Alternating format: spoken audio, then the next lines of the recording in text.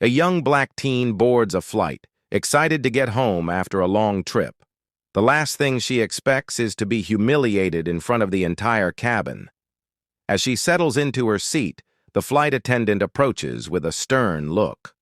A routine. Request for her medication becomes the spark for something far more explosive. The attendant, without warning, takes her medicine, insisting it's a violation of protocol. The plane begins its taxi to the runway, but the teen's unease grows, knowing her only lifeline for the flight is now out of her reach. The weight of the situation is palpable. What will happen next? As the flight ascends, so does the tension. But there's one thing the crew doesn't expect. Her father, seated in the front, is not one to sit idly by. And what he does next will change everything. The teen's name is Jasmine. She's 16, bright and full of life, but today, her excitement for the return home from a family trip is overshadowed by something much larger. A quiet, uneasy feeling that's slowly taking hold. Jasmine is prepared for a long flight back to Chicago from an overseas family vacation. She has her headphones in, a book to pass the time, and, most importantly, a small bottle of her essential medication. It's not just any medication. This is something she's relied on since her childhood to manage a medical condition that, if left unchecked, could cause her severe discomfort and stress. As the plane reaches cruising altitude, the cabin crew begins their routine checks. Jasmine pulls out the bottle of medicine, her heart racing slightly in anticipation. She's always been cautious about carrying it in her carry-on bag, making sure everything is clear and ready. But this time, something feels off.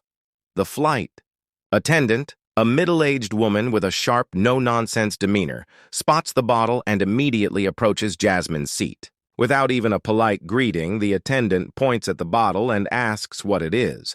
Jasmine, already on edge, explains that it's her medication and offers to show the prescription if necessary. The attendant, however, isn't having it. "This doesn't look right," she snaps, her tone clipped and dismissive. Jasmine's stomach twists. She can feel the eyes of passengers on her. The attendant insists on taking the bottle from her hands. Jasmine, nervous but trying to stay calm, explains again, "I need this for my condition." But the attendant is unyielding. "We can't have this on board. It's not allowed." Jasmine's voice trembles as she says, "Please, it's just my medicine. I need it." She can't help but feel small, as if her words are powerless in the face of the attendant's cold authority. As the flight continues, Jasmine's anxiety builds. She can't help but notice how the other passengers are watching, their eyes flicking between her and the attendant. The sense of injustice looms large in the cramped cabin. But Jasmine knows she's powerless in this moment. Until she isn't.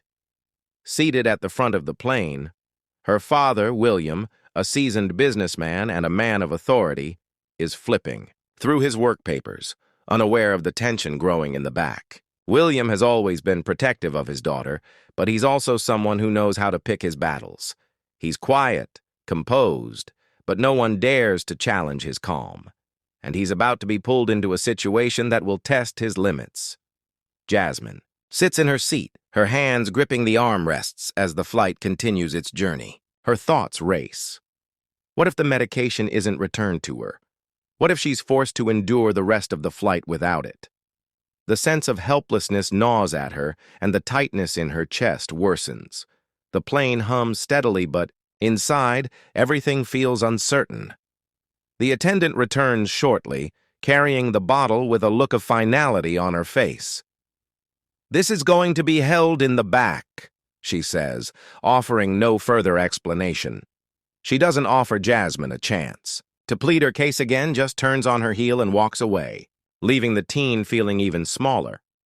But something inside Jasmine stirs, a quiet fire she didn't know was there. She pulls out her phone and starts typing a message to her father, who's just a few rows ahead.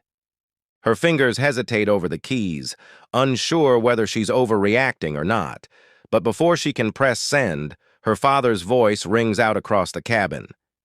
"Excuse me, ma'am. Can I speak with you for a moment?" Jasmine's heart leaps. She watches as her father stands up from his seat, his presence immediately commanding attention.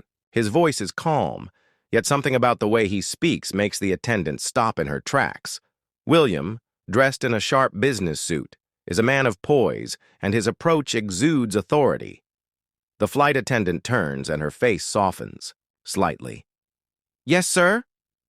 "My daughter's medication was taken from her," William begins, his voice steady but laced with an undercurrent of frustration. "That's unacceptable.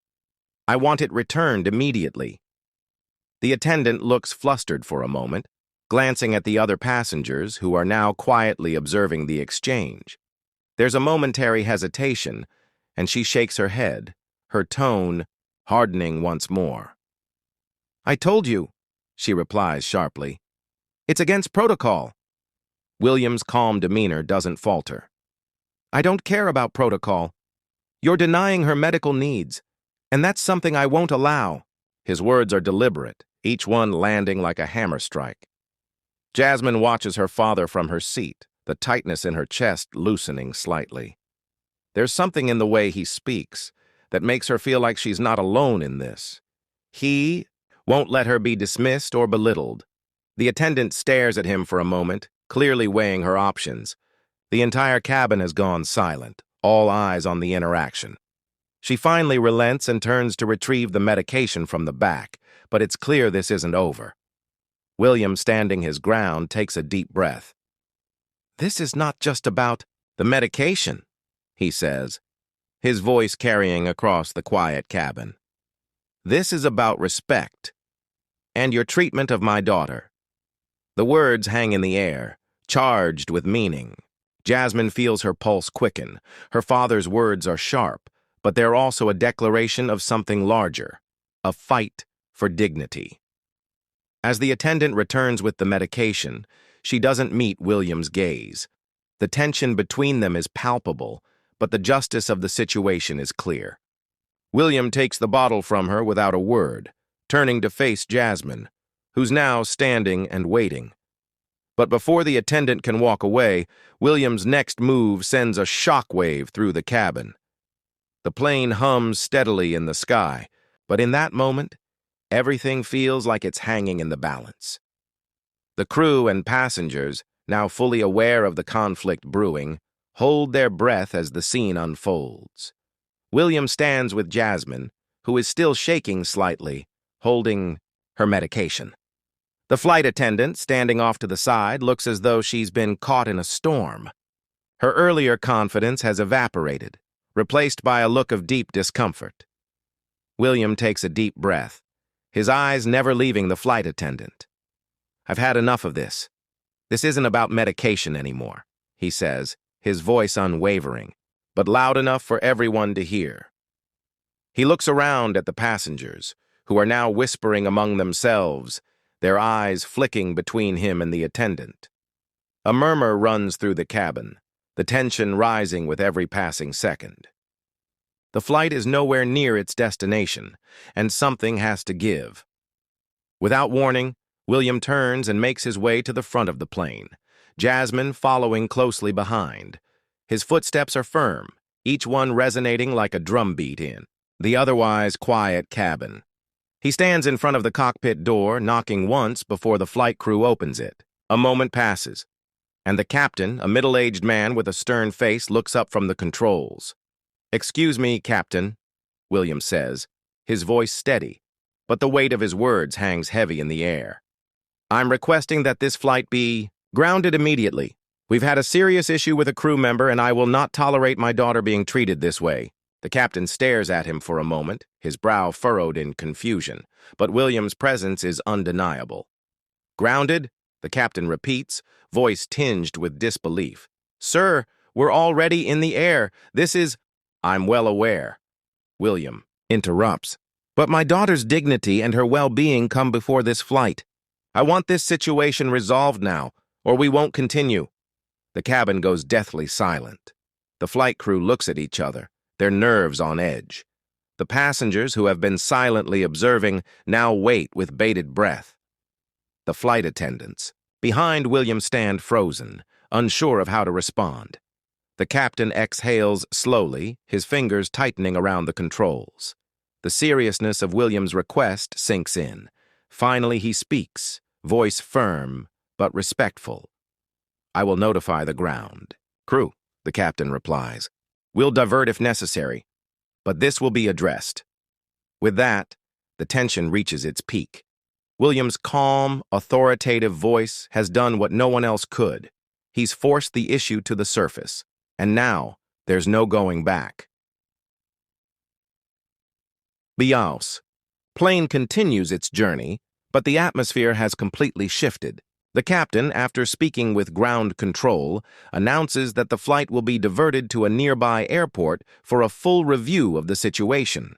The passengers, once tense and unsure of what would happen next, now find themselves in awe of the stand William has taken. The flight attendants, humbled and somewhat ashamed, move quietly through the cabin, avoiding eye contact with Jasmine and her father. As the plane descends towards the new destination, the mood in the cabin is tense but filled with a quiet sense of justice. William's action has disrupted the status quo, not only by grounding the flight, but by showing that standing up for what's right, regardless of the consequences, can bring about change. It's a powerful statement in the face of adversity, one that the passengers and the crew won't forget. Jasmine, who had been so shaken just hours before, now stands a little taller. Her father's unwavering support has given her a strength she never knew she had. She turns to him, her eyes filled with gratitude and a new sense of pride. "Thank you, Dad," she whispers, her voice soft but filled with emotion. He smiles, placing a hand on her shoulder. "You don't ever have to thank me for that," he says, his voice firm but tender. "What happened today was wrong, and I'll always stand by you, no matter what." The plane lands, and as they disembark, the family is met by security and airport officials who apologize for the incident and assure them that the flight attendant will be appropriately disciplined. Jasmine's medication is returned to her, and though the situation has been resolved, the impact lingers. Jasmine's story doesn't end on that tarmac. Word of the incident spreads quickly, and soon it's picked up by news outlets, turning the flight from just another routine trip into a powerful reminder of the everyday racial injustices that many face. The story becomes a symbol of how standing up against mistreatment can change the course of events. For Jasmine, this experience marks the beginning of something new, an understanding that while injustice is rampant, courage can spark change. She feels empowered, knowing that her voice, with her father's support, can make a difference. And as the family walks away from the airport, William's words echo in Jasmine's mind. "You're not just my daughter, you're my equal. Never let anyone make you feel otherwise." As they drive off, the sun sets behind them, casting a golden glow over the horizon. It's a quiet, yet profound moment of resolution. But as the screen fades to black, viewers are left with one powerful question. How far are we willing to go to stand up for what's right?